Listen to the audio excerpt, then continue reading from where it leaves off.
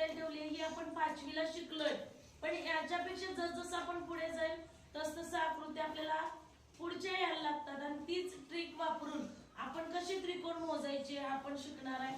पहिली आकृती बघा, त्रिकोण दिलेला आहे, त्रिकोणामध्ये दिलेल्या भागाला अंक द्यायचे 1 आणि 2 आणि या दिलेल्या अंकांची बेरीज करायची। म्हणजे या आकृतीत किती त्रिकोण आहेत?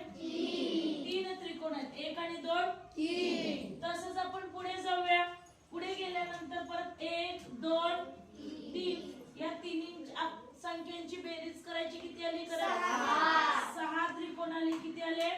6 त्रिकोण आले। इथं बघा या आकृतीमध्ये पहिल्यांदा मूळ आकृतीला आपण क्रमांक देऊन घ्यायचे 1 2 3 4 याची बेरीज करायची, किती आली? 10 त्रिकोण आहेत।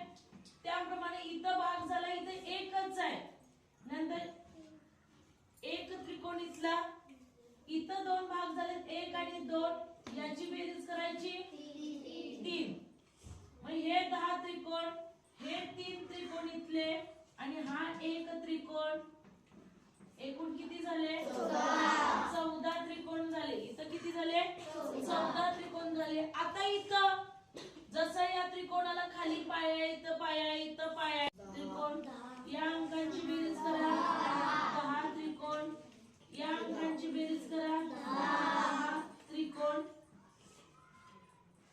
आणि या तिन्हींची आपण बेरीज करणार आहे। म्हणजे या आकृतीमध्ये एकूण किती त्रिकोण आहेत?